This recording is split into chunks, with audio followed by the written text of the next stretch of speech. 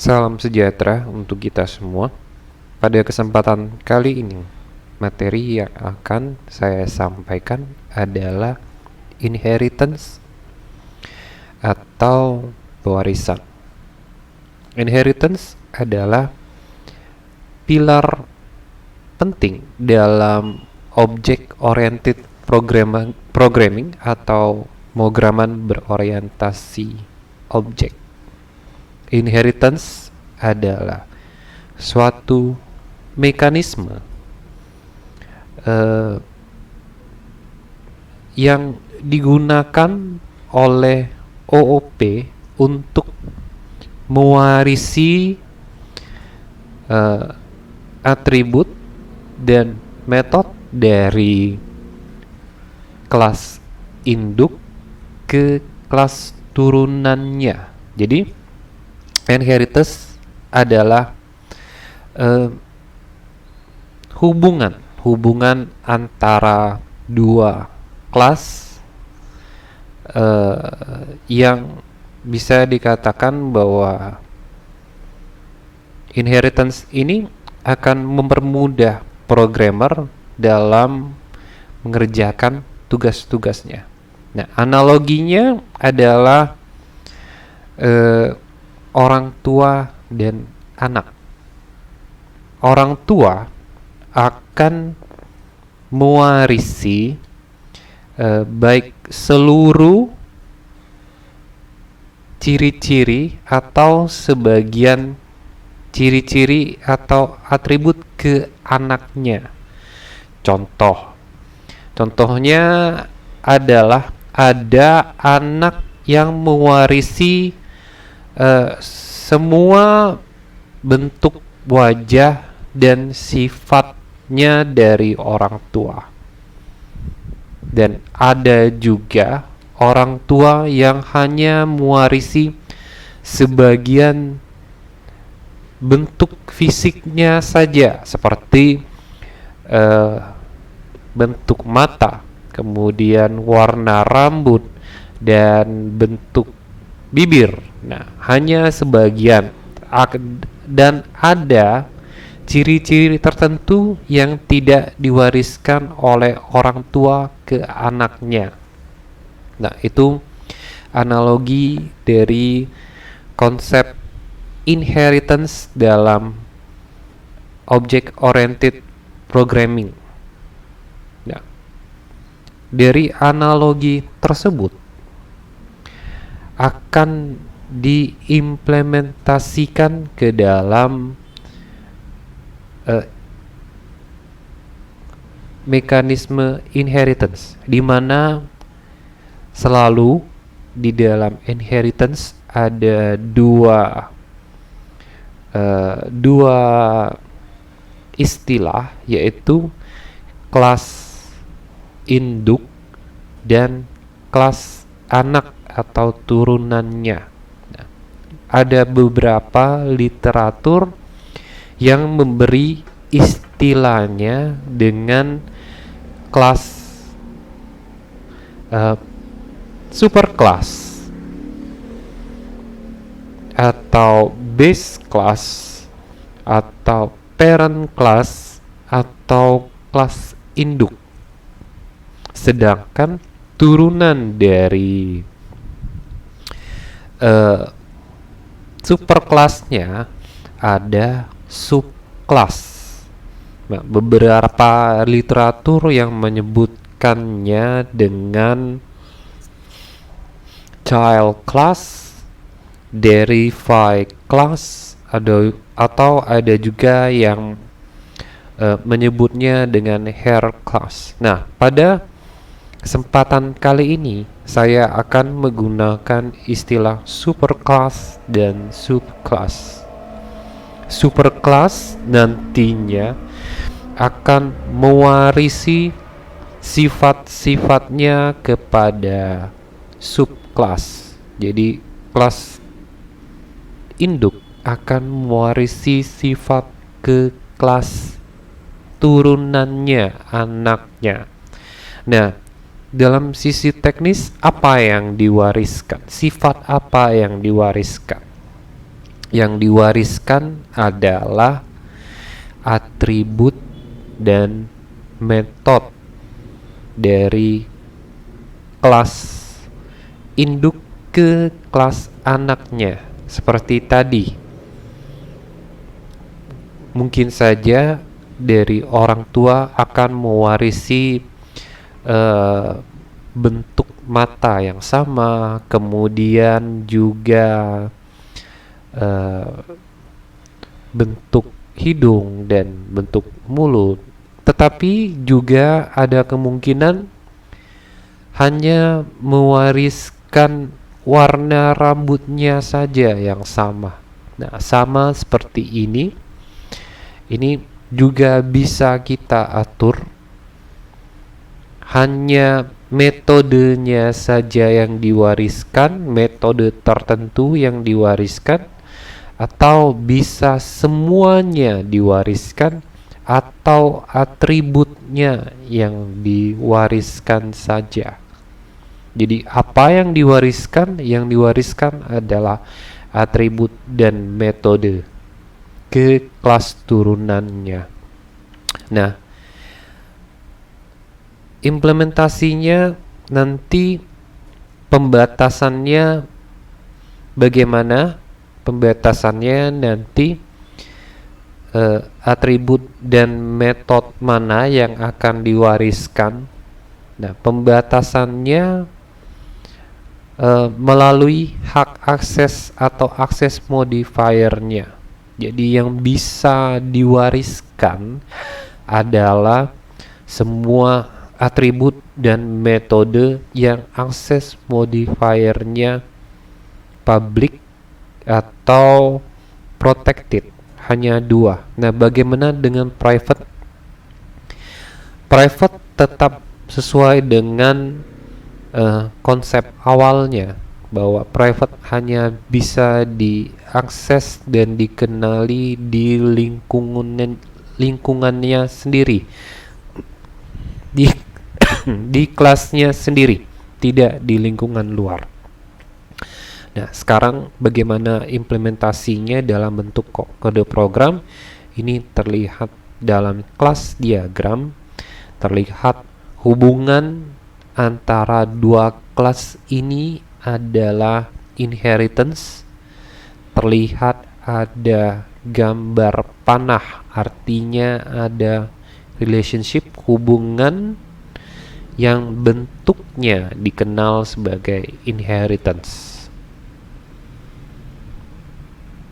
Nah, implementasinya saya mulai dengan menambahkan project baru dengan nama project inheritance 1, finish.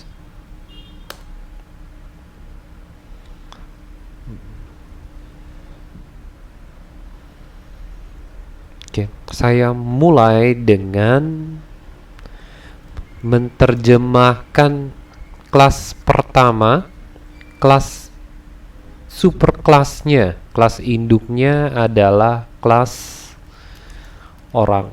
Kemudian bagaimana selanjutnya? Kemudian ada atribut nama dan alamat, dan dua-duanya adalah private. Private string nama dan private string alamat. Kemudian ada bagian keduanya sudah selesai. Bagian pertama adalah nama dari kelasnya, bagian kedua atribut, bagian ketiganya adalah kelas constructor. Ada dua parameter, kemudian digunakan biasanya untuk inisialisasi. This titik nama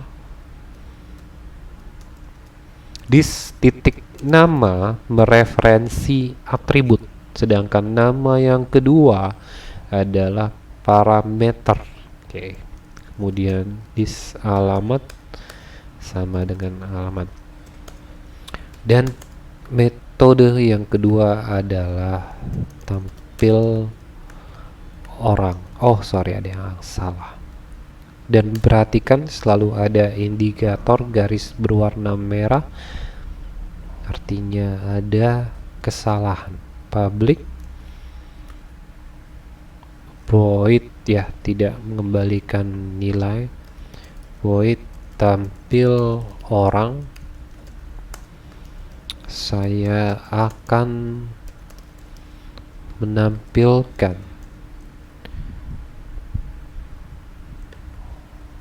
nama beserta alamatnya. Oke, sudah berhasil. Nah, kemudian kelas yang kedua. Kelas kedua subkelas. Jadi superkelas adalah induk, sedangkan subkelas adalah turunannya, anaknya. Kelas pegawai, kurung scroll buka dan kurung scroll tutup, bikin dan end-nya. Jangan lupa ini posisinya berada di luar kelas orang. Kelas pegawai inheritance dari kelas orang. Keywordnya di dalam bahasa Java adalah extends orang. Oke, kemudian di sini ada private string. Apa ini? Query string.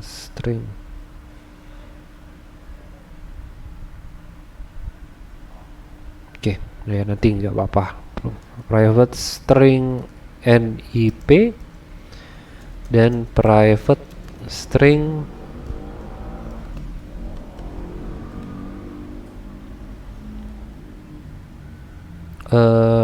kantor. Kemudian ada constructor NIP dan kantor.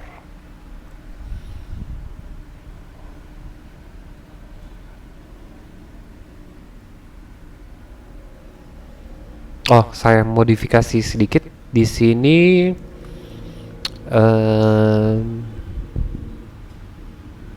String NIP dan string kantor.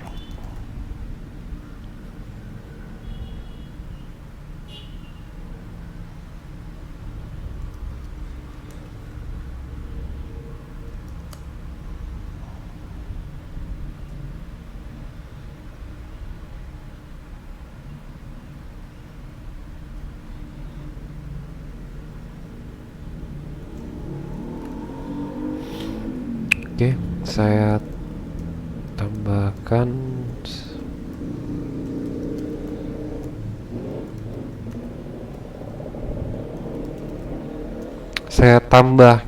parameternya. Di sini ada yang kurang. Parameternya saya tambahkan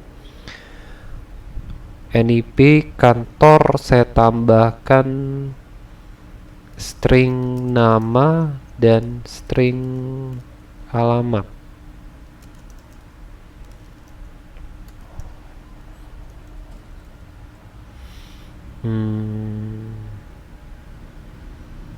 Oke, super titik oh, nggak perlu nama, koma, alamat. Oke, saya perbaiki sedikit. Di sini ada yang kurang. Di sini saya modifikasi sedikit di bagian konstruktor pegawai. Saya tambahkan dua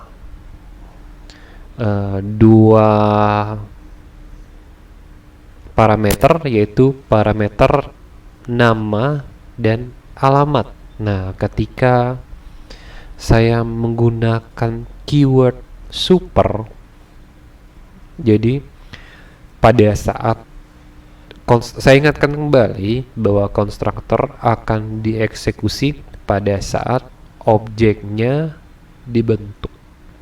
Nah, pada saat objeknya dibentuk, keyword super akan mengeksekusi juga konstruktor dari parent class-nya atau kelas induknya. Nah, di kelas induknya juga akan di sini terlihat di kelas pegawai keyword super saya menyertakan dua parameter, yaitu parameter nama dan alamat yang nantinya akan mengeksekusi konstruktor parent class-nya. Nah, ini alasan kenapa saya tambahkan super. Oke, baik, sudah berhasil. Jadi yang perlu diingat adalah di sini keywordnya di dalam bahasa Java inheritance adalah extends. Nah, kemudian kita buat objek dari kelas pegawai, misalnya objek pegawai sama dengan new pegawai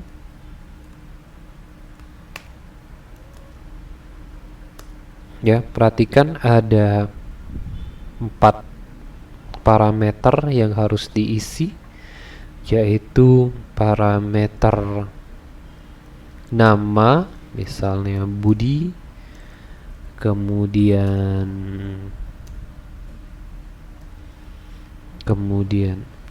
alamat, misalnya Palembang, kemudian NIP, misalnya 12.18.90, dan kantor misalnya di kota Jambi misalnya sebagai contoh saja. Nah, perhatikan dari objek, perhatikan dulu bahwa saya membuat objek OBJ pegawai dari kelas pegawai. Nah, itu perlu diingat. Oke. Nah, setelah dijadikan objek, nah, perhatikan saya bisa, belum ada ya sini. Satu lagi. Saya masih lupa bahwa di sini ada metode tampil pegawai. Public tampil pegawai. Oke, public void tidak mengembalikan nilai tampil pegawai. System out print line NIP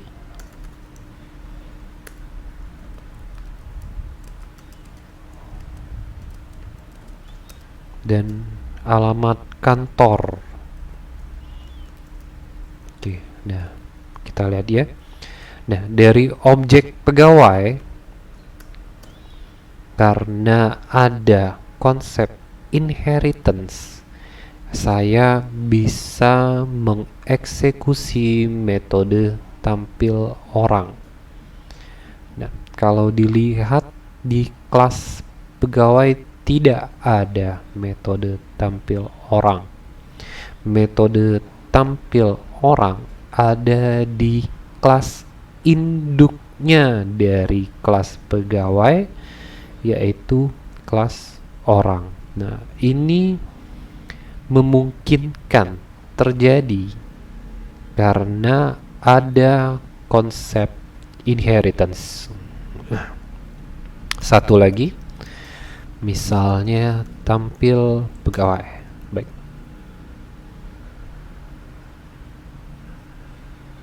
Oh, saya jadikan sebagai main project dulu. Nah, ini terlihat ya, Budi yang alamatnya di Palembang, nomor NIP-nya dan alamat kantornya ada di Jambi. Nah, ini terlihat dengan jelas. Kalau tidak ada konsep inheritance tidak mungkin kita membuat objek pegawai dari kelas pegawai dan mengeksekusi metode tampil orang, karena metode tampil orang berada di luar kelas pegawai, berada di kelas yang lain. Ini dimungkinkan terjadi karena ada konsep inheritance yang mungkin terjadi. Baik, satu lagi materi yang akan saya sampaikan. Oh iya, perlu diingat bahwa tadi saya bilang yang diwariskan adalah public dan protected, yang diwariskan dari induk ke anaknya. Nah, kalau di sini, kalau saya mau mengakses atribut nama dan alamat, nah, tentu saja tidak bisa. Dan ada pesan bahwa nama has a private access in orang. Private artinya tidak bisa diakses dan dikenali dari lingkungan luar manapun. Nah, itu juga poin penting yang harus diingat. Oke, berikutnya. Nah, di sini ada studi kasus. Ada superkelas dan subkelas.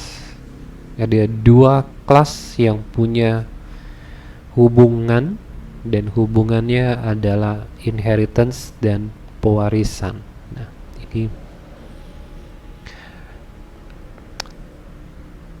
superkelasnya atau kelas induknya adalah segi 4, sedangkan kelas turunan atau kelas anaknya atau subkelasnya adalah balok. Nah, saya tambahkan lagi project baru.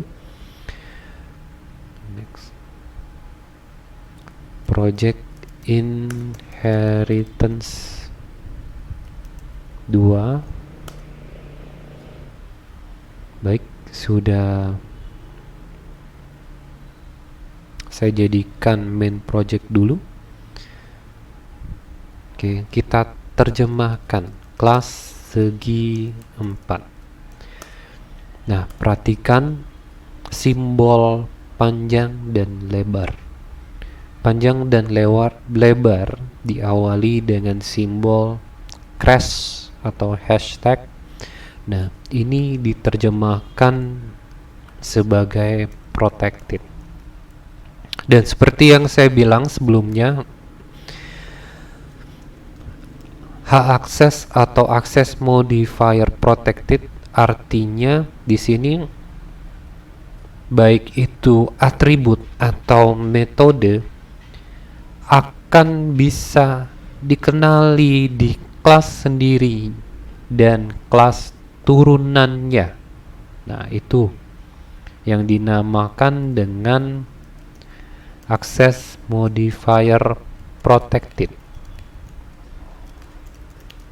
Panjang, lebar, integer.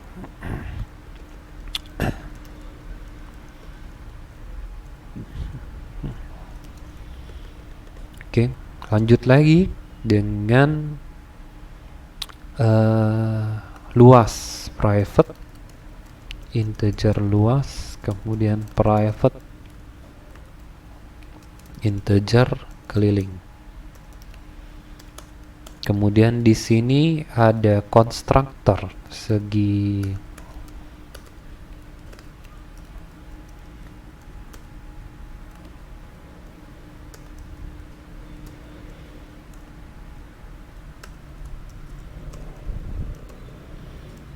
ada in panjang dan in lebar, kemudian inisialisasi,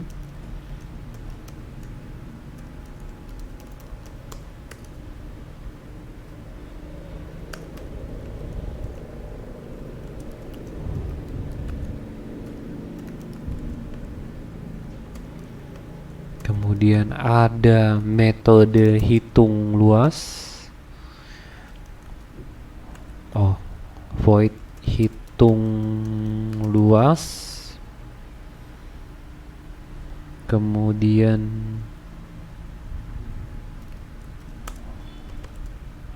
luasnya didapat dari panjang dikali lebar, kemudian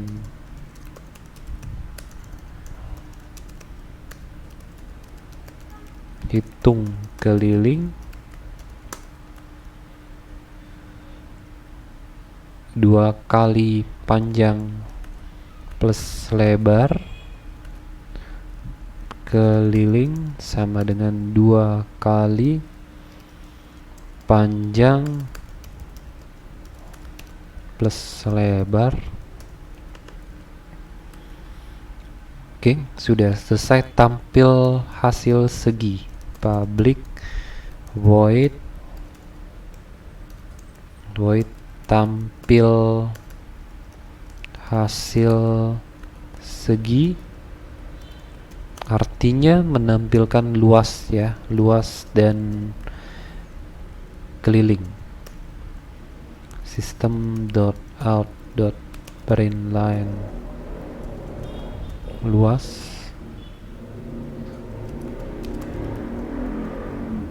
dan keliling.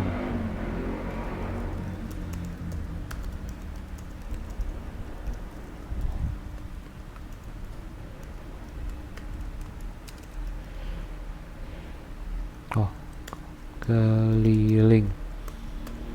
Baik, sudah selesai. Sekarang saya akan superkelasnya sudah selesai kita terjemahkan. Kelas segi 4 atau kelas induk, kelas turunannya atau subkelas balok. Oke. Kelas balok jangan dilupakan, keywordnya adalah extends segi 4. Oke, kalau extends artinya private tinggi, kemudian private tipe data private volume. Baik,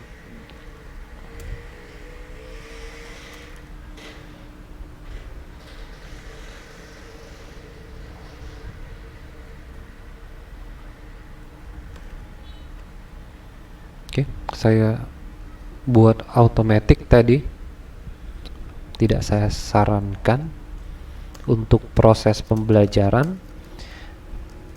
Balok, kemudian ada panjang, lebar, dan tinggi. Nah, ini kita buat dulu tinggi, panjang, dan lebar.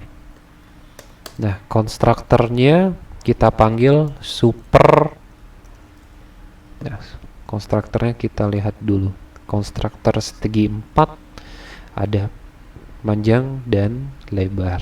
Oke, diisi dengan panjang dan lebar. Kemudian juga inisialisasi tinggi. Baik, sudah selesai. Nah, kemudian apa lagi? Hitung volume. Public void hitung volume.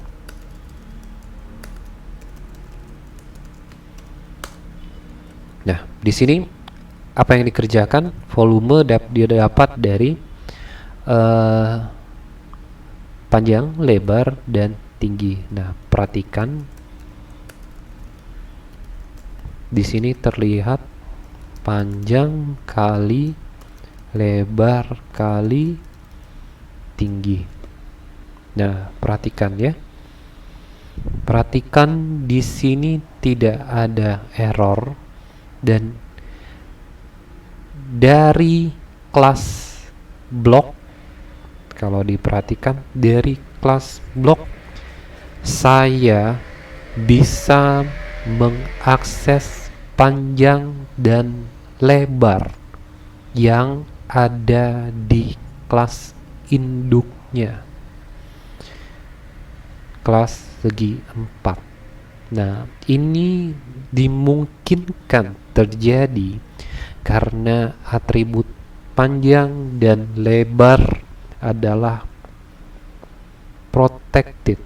Nah, protected, saya ulangi kembali, semua atribut dan semua metode yang ada hak akses protected bisa dikenali di kelasnya sendiri, seperti ini, kelas segi 4, dan juga bisa dikenali dan diakses oleh kelas turunannya.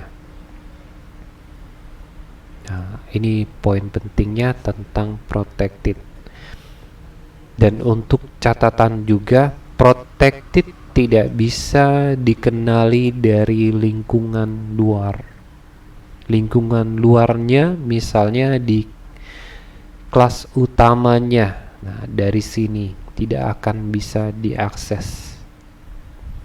Baik, kemudian saya lanjutkan kembali. Public tampil void tampil hasil balok.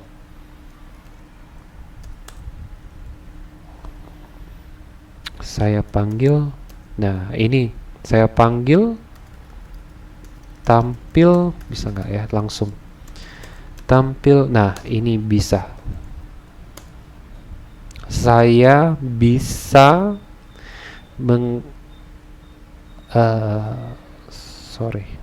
tampil hasil balok, bukan, tapi tampil hasil segi, tampil hasil segi. Nah, perhatikan. Nah, ini dimungkinkan terjadi. Saya bisa mengakses metode tampil hasil segi yang berada di luar kelas balok, tepatnya di kelas segi 4. Ini dikarenakan konsep inheritance dan juga akses modifiernya atau hak-hak aksesnya adalah public. Nah, beberapa literatur yang menggunakan awalan super. Nah, boleh, tidak apa-apa. Super titik tampil hasil segi. Saya tambahkan alt.println volume balok sama dengan volume.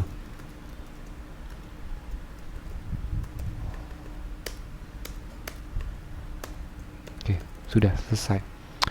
Sekarang tinggal kita buat.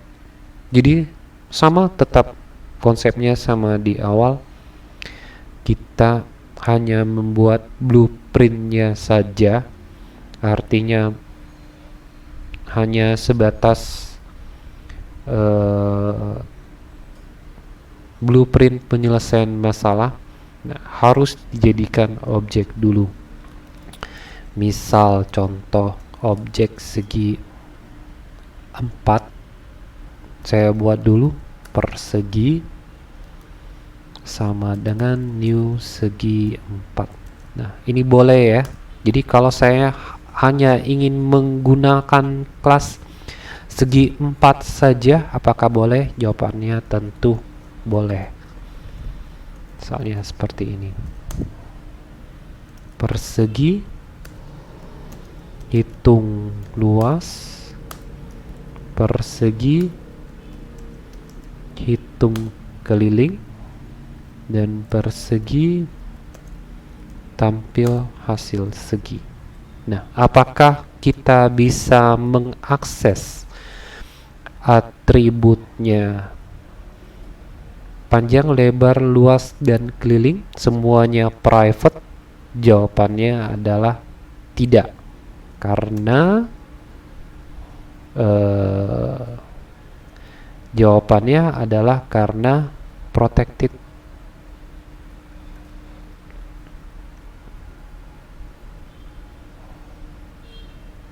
Protected hanya dikenali di kelasnya sendiri dan kelas turunannya.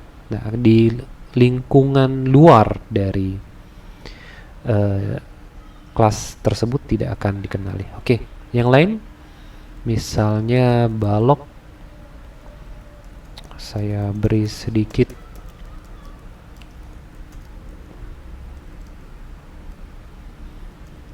balok sama dengan BLK sama dengan new balok, tingginya 5, panjangnya 20 misalnya, lebarnya 3. Nah, tinggal kita panggil metodenya. Nah, lihat juga ya, di sini saya bisa memanggil hitung luas, kemudian hitung keliling, kemudian hitung volume, dan menampilkan hasilnya. Tampil hasil balok. Ada yang salah, sebentar saya lihat dulu. Oh sorry, kok persegi. Balok, tampil hasil balok. Nah, terlihat juga ya konsep hasil balok. Terlihat juga di sini saya membuat objek baru dari balok, akan tetapi saya bisa mengeksekusi metode hitung luas dan hitung keliling yang ada di metode di kelas induknya. Oke, baik, kita lihat, kita tampilkan. Oke, berjalan dengan baik sesuai dengan harapan. Nah, sampai di sini kita sudah belajar tentang konsep inheritance, yang mana adalah salah satu pilar penting dalam object oriented programming atau pemrograman berorientasi objek. Dan juga kita sudah belajar akses modifier atau hak akses. Ada 3 yang sering digunakan: private, public, dan protected. Saya akhiri dengan semoga bermanfaat bagi kita semua, semoga dimengerti, dan selamat belajar.